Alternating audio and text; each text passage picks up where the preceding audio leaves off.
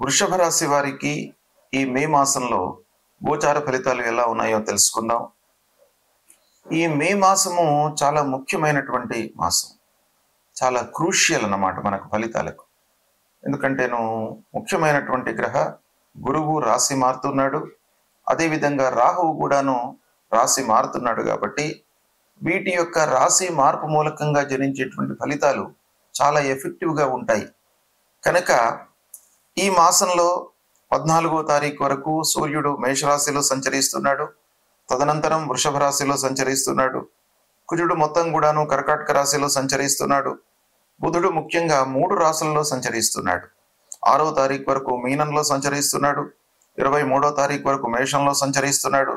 31వ తారీఖు వరకు వృషభంలో సంచరిస్తున్నాడు. ఇక గురువు 14వ తారీఖు వరకు వృషభ రాశిలో సంచరిస్తున్నాడు. తదనంతరం మిథున రాశిలో ప్రవేశించి సంవత్సరం అంతా కూడాను, ముఖ్యంగా ఈ మాసంతం కూడాను మిథున రాశిలో సంచరిస్తున్నాడు. శనైశ్వరుడు మీనరాశిలో సంచరిస్తున్నాడు. శుక్రుడు కూడాను మీనరాశిలో సంచరిస్తున్నాడు. రాహు 18వ తారీఖు వరకు మీనంలో, తదనంతరం కుంభరాశిలో ప్రవేశిస్తున్నాడు. కేతువు 18వ తారీఖు వరకు కన్యా రాశిలో సంచరిస్తున్నాడు. తదనంతరం సింహరాశిలో సంచరిస్తున్నాడు. ఈ విధంగా గ్రహస్థితి ఈ మాసంలో ఉంది. అయితే ఈ గ్రహస్థితి వృషభ రాశి వారికి ఎలా ఉంది అనేటువంటి విషయాన్ని మనం చూసినట్టయితే, సూర్యుడు ద్వాదశ స్థానం జన్మస్థానంలో సంచరిస్తున్నాడు. ఇక కుజుడు తృతీయ స్థానంలో అనుకూలంగా ఉన్నాడు. బుధుడు ప్రారంభంలో ఏకాదశ స్థానంలో సంచరిస్తున్నాడు, అనుకూలం. తదనంతరం ద్వాదశ జన్మస్థానాల్లో సంచరిస్తున్నాడు, సామాన్యంగా ఉంటుంది. గురు భగవానుడు 14వ తారీఖు వరకు జన్మస్థానంలో, తదనంతరం ధనస్థానంలోకి ప్రవేశిస్తున్నాడు. వృషభ రాశి వారికి గురు భగవానుడి యొక్క అనుకూలత, అనుగ్రహము ఈ మాసంలో ప్రారంభమవుతుంది. ఇక శుక్రుడు ఏకాదశ స్థానంలో చాలా అనుకూలంగా ఉన్నాడు. శనీశ్వరుడు కూడాను ఏకాదశ స్థానంలో సంచరిస్తున్నాడు, చాలా అనుకూలంగా ఉన్నాడు. రాహువు ప్రథమంలో దశమ స్థానంలో ఉన్నాడు. తదనంతరం ఏకాదశ స్థానంలోకి వెళ్తున్నాడు. ప్రథమంలో 18వ తారీఖు వరకు ఏకాదశ స్థానంలో ఉన్నాడు. తదనంతరం దశమ స్థానంలోకి వెళ్తున్నాడు. కేతువు కూడాను అదేవిధంగా పంచమ స్థానంలో నుంచి చతుర్థ స్థానంలోకి మారుతున్నాడు 18వ తారీఖున. ఈ విధంగా గ్రహస్థితి ఉంది వృషభ రాశి వారికి. అయితే ఓవరాల్గా మనం చూసినట్టయితే వృషభ రాశి వారికి ఈ మే మాసము చాలా అనుకూలంగా ఉంది. ప్రధానమైనటువంటి గ్రహాలు గురువు అనుకూలంగా ఉన్నాడు, శనైశ్వరుడు అనుకూలంగా ఉన్నాడు, రాహువు, కేతువు, శుక్రుడు, ఇలా ప్రధానమైనటువంటి గ్రహాల యొక్క సంచారము చాలా అనుకూలంగా ఉంది. కాబట్టి వృషభ రాశి వారికి ఈ మాసము అద్భుతమైనటువంటి ఫలితాలతో మీరు చాలా సంతృప్తిగా ఈ మాసంలో ఉండేటువంటి అవకాశాలు బాగా గోచరిస్తున్నాయి. అయితే ఓవరాల్గా గ్రహస్థితి అనుకూలంగా ఉంది. ప్రధానమైనటువంటి గ్రహాల యొక్క రాశి మార్పు వలన ఈ మాసంలో మీకు చాలా అనుకున్న పనులు నెరవేరేటువంటి అవకాశాలు ఉన్నాయి. 1-2 వారాలు కొంత మధ్యస్థంగా ఉన్నప్పటికీ 3-4 వారాలు బాగా కలిసి వస్తాయి. అక్కడి నుండి మీకు మంచి ఫలితాలు రావడం ప్రారంభమవుతుంది. అంటే 2వ వారం తర్వాత మీకు అద్భుతమైనటువంటి ఫలితాలు ప్రారంభమవుతాయి. భూమి, ప్లాట్లు, వాహనాలు, ఆభరణాలు కొనేటువంటి అవకాశాలు ఉన్నాయి. ఇంటి విషయంలో మీరు మరమ్మతులు చేపట్టేటువంటి అవకాశాలు బాగా కనబడుతున్నాయి.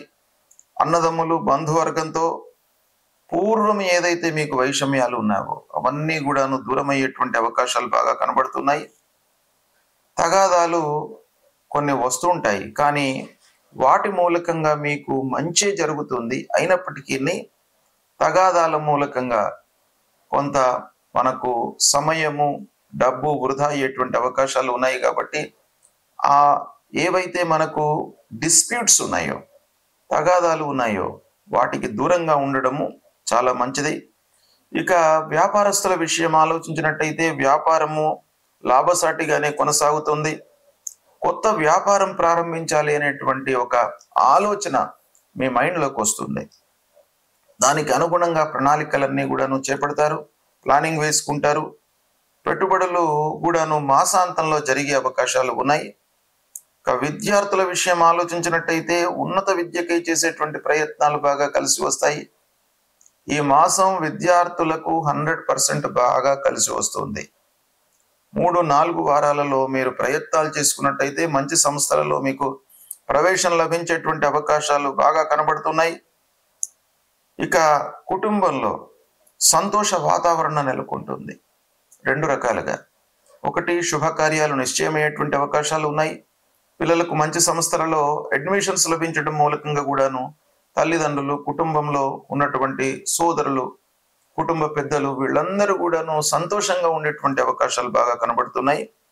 ఇక సాహిత్యవేత్తలకు, కళాకారులకు, మీడియా రంగంలో ఉన్నటువంటి వారికి, సాఫ్ట్వేర్ వృత్తిలో ఉన్నటువంటి వారికి ఈ మాసం చాలా బాగా కలిసి వస్తుంది. వాళ్ళు ఇంక్రిమెంట్స్ పొందేటువంటి అవకాశాలు ఉన్నాయి. బోనస్ రూపకంగా వాళ్ళ శాలరీ లోపల ఎన్హాన్స్మెంట్ అనేది కూడాను బాగా కనబడుతుంది. పూర్వము చేసినటువంటి అప్పులను మీరన్నీ కూడాను తీర్చేటువంటి అవకాశాలు కూడా బాగా ఉన్నాయి. రాబడి బాగా పెరుగుతుంది. ప్రయాణాల మూలకంగా పనులు నెరవేరుతాయి. మానసికంగా చాలా సంతృప్తిగా ఉంటారు.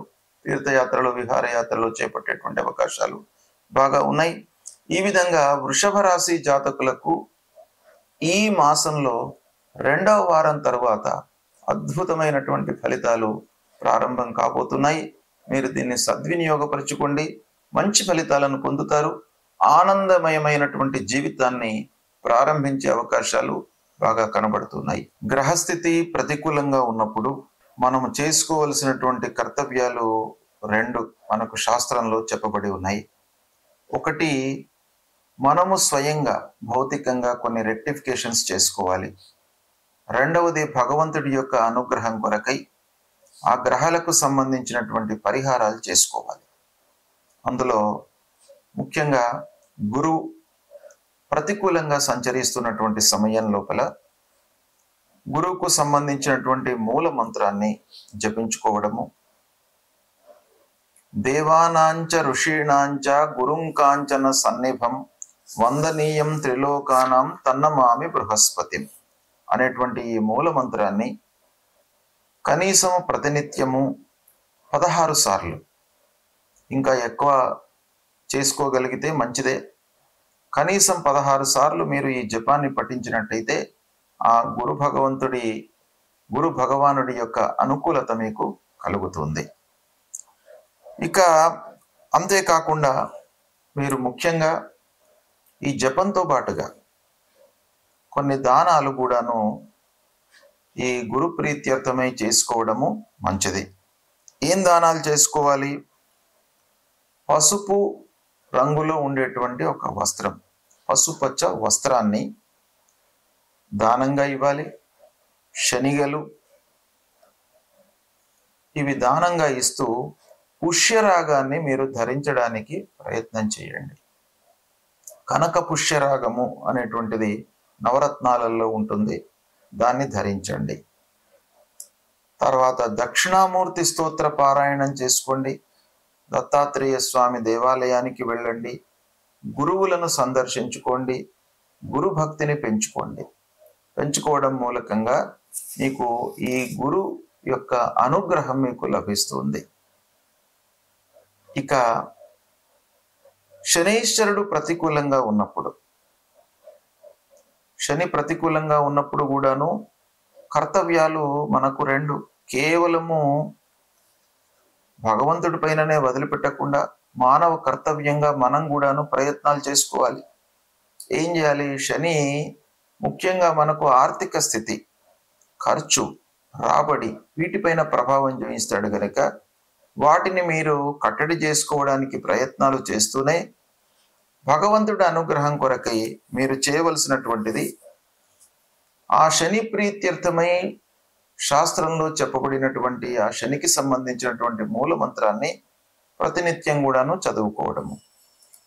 నీలాంజన సమాభాసం రవిపుత్రం యమాగ్రజం ఛాయా మార్తాండ సంభూతం తం నమామి శనైశ్చరం అనేటువంటి ఈ మూల మంత్రాన్ని 19 సార్లు నిత్యం కూడాను జపించండి. శని భగవానుడు సంతృప్తి చెందుతాడు, ఆటంకాలు రాకుండా మిమ్మల్ని కాపాడుతాడు, ఆర్థిక స్థితిని పునరుద్ధరిస్తాడు. ఇక శని ప్రీత్యర్థమై నవగ్రహ స్తోత్రాన్ని కూడాను పారాయణం చేసుకోండి. అంటే అన్ని గ్రహాలకు సంబంధించినటువంటి స్తోత్రం ఒకటి ఉంటుంది. జపా కుసుమ సంకాశం, ఇది సూర్య భగవానుడితో మొదలుకొని కేతు వరకు అన్ని శ్లోకాలు ఇందులో ఉంటాయి. 9 గ్రహాలకు సంబంధించింది. ఆ గ్రహాలన్నిట్లను కూడాను మీరు ప్రతినిత్యం కూడాను చదివినట్టయితే శని ప్రీతి చెందుతాడు. అంతేకాకుండా దానాలు, మీకు శనికి ప్రధానమైనటువంటివి నల్ల వస్త్రము, నల్లటి నువ్వులు, ఒక నల్లటి ఇనుప ముక్క, ఇది దానంగా ఇవ్వండి. తర్వాత శని విగ్రహాన్ని తైలంతో అంటే నువ్వుల నూనెతో అభిషేకం చేయండి. చేసినట్టయితే శని భగవానుడి యొక్క అనుగ్రహం లభిస్తుంది. అంతేకాకుండా శనిని ప్రీతి చేసుకోవడానికి ముఖ్యంగా శివారాధన చేయండి, శివ స్తోత్రాన్ని పఠించండి. శని స్తోత్రము, శివుణ్ణి పూజించడము, ఆంజనేయ స్వామి దేవాలయానికి వెళ్ళడము, హనుమాన్ చాలీసా చదువుకోవడము, ఇవి చేసినట్టయితే శని మూలకంగా కలిగేటువంటి మీకు దుష్ప్రభావము తగ్గుతుంది. ఇక రాహు ప్రతికూలంగా ఉన్నప్పుడు రాహు విషయమై రాహు యొక్క మూల మంత్రాన్ని పఠించండి. అర్ధకాయం మహావీర్యం చంద్రాదిత్య విమర్ధనం సింహికా గర్భ సంభూతం తం రాహుం ప్రణమామ్యహం అనేటువంటి ఈ మూల మంత్రాన్ని ప్రతినిత్యం కూడాను 18 సార్లు పఠించండి. రాహు యొక్క అనుగ్రహం లభిస్తుంది. అంతేకాకుండా దుర్గామాతను పూజించండి.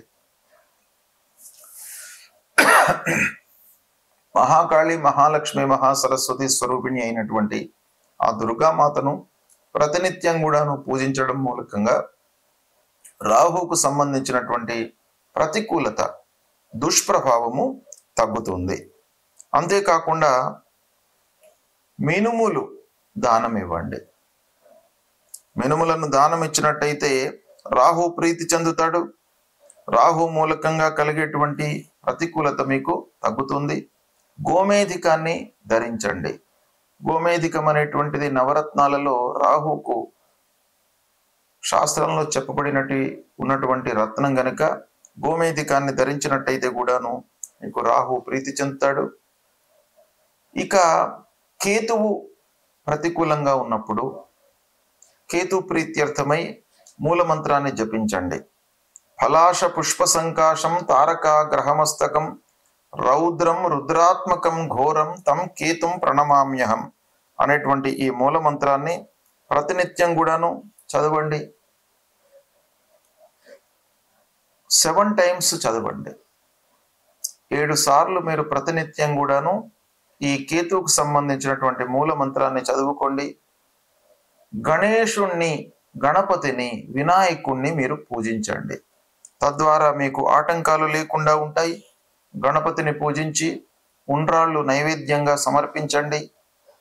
ఆ ప్రసాదాన్ని మీరు భక్షించినట్టయితే ఆ కేతు గ్రహానికి సంబంధించినటువంటి దుష్ప్రభావము తగ్గుతుంది.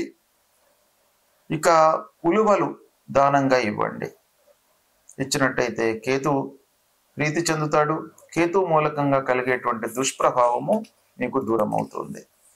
ఇక అంగారకుడు, కుజుడు ప్రధానమైనటువంటి గ్రహ. కుజుడు అర్ధాష్టమ స్థానంలో ఉన్నప్పుడు, అష్టమ స్థానంలో ఉన్నప్పుడు, దశమ స్థానంలో ఉన్నప్పుడు, ద్వాదశ స్థానంలో ఉన్నప్పుడు, ఇలాంటి కొన్ని ప్రతికూలమైనటువంటి స్థానాలలో అంగారకుడు సంచరిస్తున్నప్పుడు అంగారకుడిని ప్రీతి చేసుకోవడానికి అంగారకుడికి సంబంధించినటువంటి పరిహారాలు చేసుకోవాలి. అందులో ముఖ్యంగా అంగారకుడికి సంబంధించినటువంటి మూల మంత్రాన్ని మీరు ప్రతినిత్యం కూడాను జపించడం. అదేంటయ్యానంటే ధరణీ గర్భ సంభూతం విద్యుత్ కాంచన సన్నిభం కుమారం శక్తిహస్తంచ మంగళం ప్రణమామ్యహం అనేటువంటి ఈ మూల మంత్రాన్ని ప్రతినిత్యం కూడాను చదువుకోండి. సుబ్రహ్మణ్య స్వామిని సేవించండి. సుబ్రహ్మణ్య స్వామి దేవాలయానికి వెళ్ళి సుబ్రహ్మణ్య స్వామిని ప్రతినిత్యం కూడాను దర్శించుకున్నట్టయితే మీ లోపల భయము, ఆటంకాలు లేకుండా మిమ్మల్ని కాపాడుతాడు. నలుగురి లోపల కూడాను మీరు ధైర్య సాహసాలతో పనులు చేసేటువంటి మనస్తత్వాన్ని మీకు కల్పిస్తాడు సుబ్రహ్మణ్య స్వామి. కనుక సుబ్రహ్మణ్య స్వామిని కొలవండి. మహాలక్ష్మి, మహాసరస్వతి, మహాకాళి స్వరూపిణి అయినటువంటి దుర్గామాతను కూడాను కొలవండి. ఎర్రటి వస్త్రము, కందులను దానంగా ఇవ్వండి. ఈ దాన ధర్మాలు చేయడం మూలకంగా మీకు తప్పకుండా అంగారకుడి యొక్క ప్రీతి కలుగుతుంది. అంగారకుడు మిమ్మల్ని కుజుడు భగవానుడు రక్షిస్తాడు. ఈ దానాలు, ధర్మాలు, తర్వాత జపము ఇవన్నీ కూడాను చేయడం మూలకంగా మీ లోపల జపం చేయడం మూలకంగా మీకు కష్టాలను ఎదుర్కొనేటువంటి ఒక ధైర్యాన్ని, సాహసాన్ని ఆ భగవంతుడు మీకు కల్పిస్తాడు. ఇక దాన ధర్మాల మూలకంగా మీకు వచ్చేటువంటి ఫలితం అనన్య సామాన్యమైనటువంటిది. మీరు ఇచ్చేటువంటి దానం చాలా కొద్ది మోతాదులోనే ఉంటుంది, కానీ దాని మూలకంగా వచ్చేటువంటి ప్రతిఫలం మాత్రము అనన్యంగా ఉంటుంది. కాబట్టి దాన ధర్మాలు తప్పకుండా చేయండి. ఎవరికైతే అవసరమో వాళ్లకు దానం ఇవ్వండి. నిస్సహాయకులకు దానం ఇవ్వండి. అంటే నీడీ పర్సన్స్కు మీరు దానం ఇవ్వండి. వస్త్రదానం చేయండి. ధాన్యము, ఒకరోజు భోజనం పెట్టించండి. మీరు స్వయంగా కూడాను వాళ్ళకి ఏదైనా తినిపించండి. ఇలాంటివి చేసినట్టయితే మీకు గ్రహాలకు సంబంధించినటువంటి దుష్ప్రభావము తగ్గుతుంది. ఆ భగవంతుడి యొక్క అనుగ్రహం మీకు కలుగుతుంది. ఈ మాసంలో ముఖ్యంగా కొన్ని పండుగలు ఉన్నాయి. పండుగలు మనకు ఋషులు దర్శించి మన జీవితము సుఖమయంగా జరగడానికి పండుగలను ఏర్పాటు చేశారు. ఈ పండుగల సందర్భంలో మనము దేవతను కొలుస్తూ ఉంటాము. ఆ భగవంతుడి యొక్క అనుగ్రహం మనకు లభిస్తుంది. కనుక తప్పకుండా పండుగలను మనము ఆచరించాలి. ఆచరించి ఆ పండుగల వెనుక ఉన్నటువంటి ఇతిహాసాన్ని, ఆ రోజున చేసేటువంటి కర్తవ్యాన్ని మనం తెలుసుకోవాలి. దాన్ని ఆచరించడం మూలకంగా అన్ని రకాలుగా మనకు శుభ ఫలితాలు కలిగేటువంటి అవకాశాలు ఉంటాయి. రెండు విధాలుగా మనకు పండుగల గురించి తెలుసుకోవడంతో ఇతిహాసము, పండుగల వెనుక ఉన్నటువంటి ఒక ప్రాధాన్యత మనకు తెలుస్తుంది. తర్వాత ఆ పండుగ రోజున ఉన్నటువంటి అధిష్టాన దేవతను కొలవడం మూలకంగా మనకు గ్రహాల మూలకంగా సంభవించేటువంటి దుష్ప్రభావం కూడాను తగ్గుతుంది. కనుక ఈ మే మాసంలో ముఖ్యంగా కొన్ని పండుగలు ఉన్నాయి. వాటి గురించి అవి ఏ రోజులలో వస్తున్నాయి, వాటి యొక్క ప్రాధాన్యత, మీరు ఏం చేయాలి అనేటువంటి విషయాన్ని నేను మీకు చెప్తాను. ముందుగా 2వ తారీఖు 2 మే నాడు ఆదిశంకరాచార్యుల వారి జయంతి, రామానుజాచార్యుల వారి జయంతి వస్తుంది. ఆదిశంకరాచార్యులు అద్వైత జ్ఞానాన్ని మనకు ఇచ్చినటువంటి ప్రబోధకుడు. శంకరుని రూపంలో అవతరించినటువంటి ఒక అనన్య సామాన్య ప్రతిభా పాఠవాలు కలిగినటువంటి వ్యక్తి. ఆయన యొక్క జన్మదినాన్ని మనము జరుపుకున్నట్టయితే, ఆ శంకరాచార్యుల వారి యొక్క జన్మదినం రోజున ఆ శంకరాచార్యుల వారి యొక్క విగ్రహానికి మనం పూజ చేసినట్టయితే మనకు జ్ఞానము వృద్ధి అవుతుంది. జ్ఞాన స్వరూపంలోనే మనకు భగవంతుడి రూపంలో శంకరాచార్యుల వారు అవతారం ఎత్తినారు. కాబట్టి ఆ రోజున ప్రత్యేకంగా జగద్గురు అయినటువంటి శంకరాచార్యుల వారిని మనం పూజించడం మూలకంగా విద్యార్థులకు అందరికీ కూడాను జ్ఞానం అనేటువంటిది వృద్ధి అవుతుంది. దీన్ని ఉపయోగించుకోండి. ఇక అదే రోజున రామానుజాచార్యుల వారి జయంతి కూడాను ఉంది.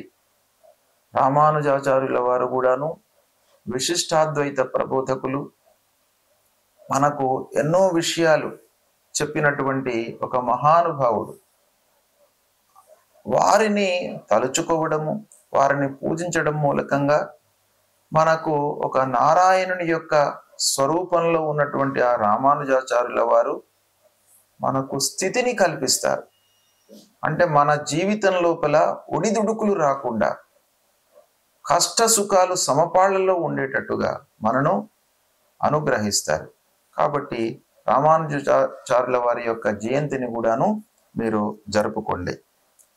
ఇక దాని తర్వాత 10 మే రోజున శని త్రయోదశి ఉంది.